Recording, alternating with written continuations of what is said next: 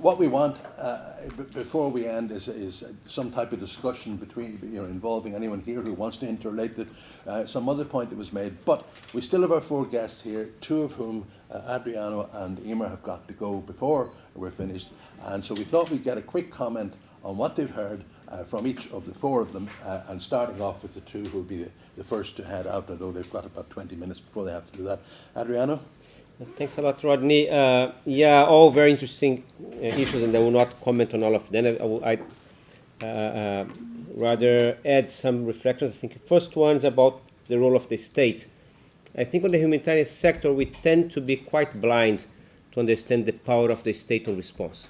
I come from a region in which humanitarian aid is not part of the response. If you have an earthquake in Chile, no one cares about, none of us. The army will be the first one, and the civil defense. If you are in Cuba, the same. If you are in Brazil, the same. If you are in India, pretty much the same. So I think we tend to ignore that there's a big elephant in the room called the state that has the greatest capability in terms of mobility, deployment of forces, deployment of civil defense, with all contradictions that within that. And in a way, we cannot talk about localization and not talk about how do we build systems of accountability of the national states to local organizations, to women. We tend to ignore that. So like when the Nepal government put the foot down and say, you know what, you guys stop. I will tell you what I want to be funded and how. I think it was an interesting moment to remind us that there is a big actor there that's called the state that has to be held to account as well, and what's the role of localization and women leadership in relation to states. So I just want to raise that point, which I think is quite important in most of the days. Secondly, to fully agree, it's not about increasing the burden on women. So now that on top of losing everything, we expect you to lead everything. I think there's an element here on how do we focus our enabling activities, psychosocial support, as well as many other facilitation. And we tend to be gender blind on taking those steps. I think there's a fundamental element. There's no women leadership without really focusing very clearly capacity building, psychosocial support, enabling, creating the environment for that leadership. I think that's quite crucial from my perspective. Thirdly, I want to talk about power and change on a large disruption. I think we deal before on the preparedness or DRR work, as well as on response, we deal with deep entrenched systems of oppression. And when you have a deep emergency, what happens, that oppression is also disrupted. It tends to be very quickly reconstructed with more oppression. People tend to lose more rights. However, there is a window of opportunity to challenge some of the power relations just after disruption. Example, I gave the example before about fisher folks in India, and after tsunami, how they actually became much more strongly organized to deal with many other rights. In the case of Haiti, people that were displaced and become a social movement to claim many other rights. So I think there's an issue here of looking at not only reconstruction. We don't want just to go back how the community was before, because that community probably was a big place of lots of oppression. To what extent we can understand what are the drivers of structural transformation that a disruption at the scale of emergency may unlock to you, and how you deal with that, and particularly in terms of women and patriarchy. And there are opportunities there. That's what I'm trying to say if you are quite decisive about it. And lastly, issue of culture. I think we always talk about the whole numbers, and we know that the system is not doing well. But by the end of the day, there's just as much as what policy can do, what systems can do. There's a fundamental issue about the culture, and I'm talking about culture in our staff, in our international NGO staff that leads emergencies. What are we doing to change culture? What kind of conversations about feminist leadership, understanding of oppression, understand of your own role, understand of your own attitude? So there is something here that's not just about adopting a new policy and we are all good.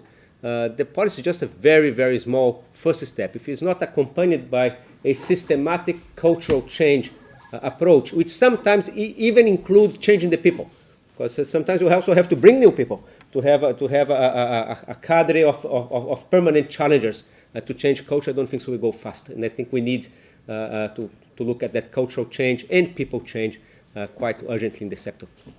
Stop here. Right, we'll have Emer now.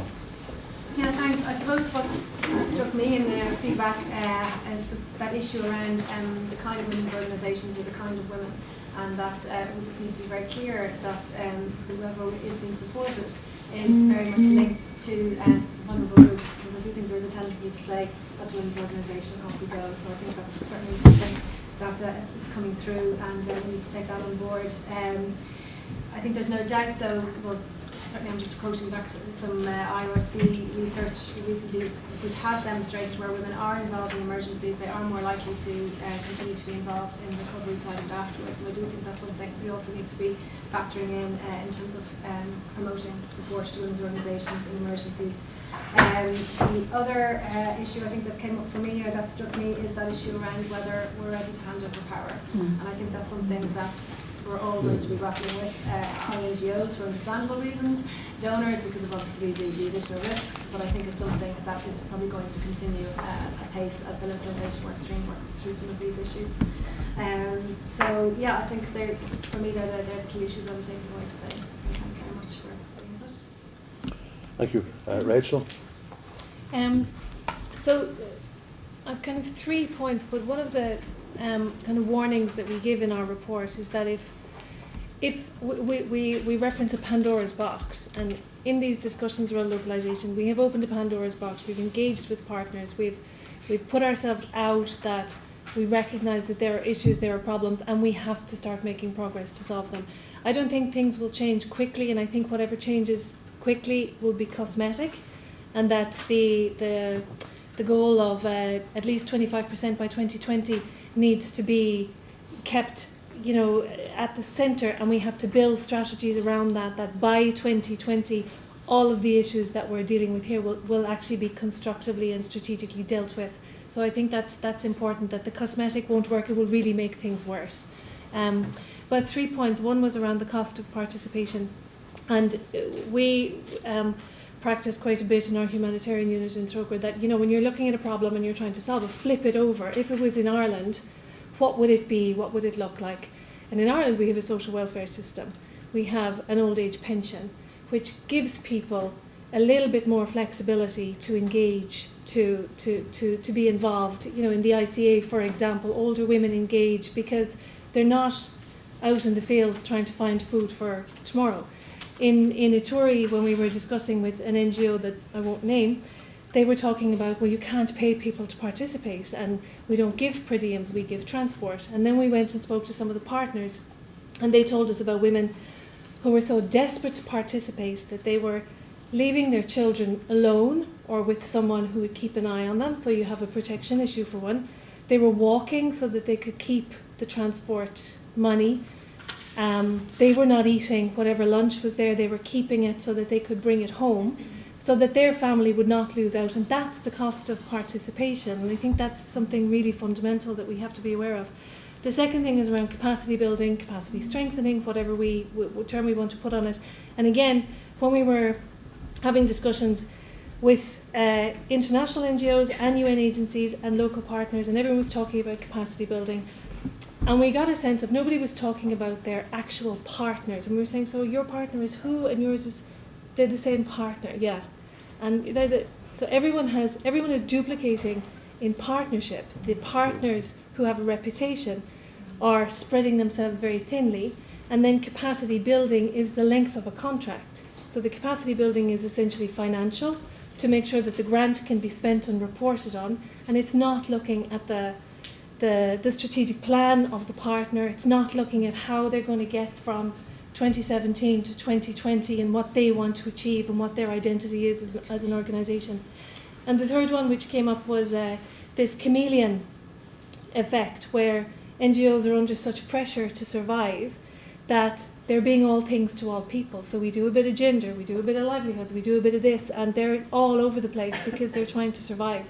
And I think that is also fundamental to what we're talking about, is if we really want to make sure that women are in leadership, and also that we're looking at where gender sits in humanitarian action, we have to start looking at the stretch and the pressure that local actors are being put under. Thank you. Rachel. Oh, great. I'll just have a few comments. This is a really wonderful discussion. I enjoyed hearing what was similar and how it was communicated in different ways. I'm particularly interested, more as a question than an answer, in this idea of how useful are quotas. What are they accurately really helping capture? What are they maybe glossing over? This idea of the informality of gender structures and really capturing the informal. It led me to question, do we need to formalize the local to be able to have some sort of institutional response? Or do we need to make the international more flexible enough to engage with the informal structures? I think this is a particular challenge for something like the Grand Bargain, when we really want to think about some sort of structured system to improve a localization process. Well, localization is inherently dealing with the informal. Second, I'm fascinated and troubled by this issue of having to deal with local context, which is incredibly important. Every situation is different, this particularly the humanitarian emergency space, but also the importance for us to really draw out kind of cross-country, cross-cultural lesson learning for us to really develop some valuable kind of evaluation of what's happening. And I think we really need to reconsider, for researchers at least, how to think about local contextual processes and then draw out some sort of broader cross-cultural lessons. And I know that's something that we could do a better job of doing as researchers. Finally, I just wanted to comment, I enjoyed this idea of mediators. We're talking about the international and the local, and between that, there's a space that I think we should think about linking some international capabilities and knowledge with this local knowledge, and finding a space of a spectrum potentially, rather than just the hard two sides there. So thanks very much. Thank you, Rachel.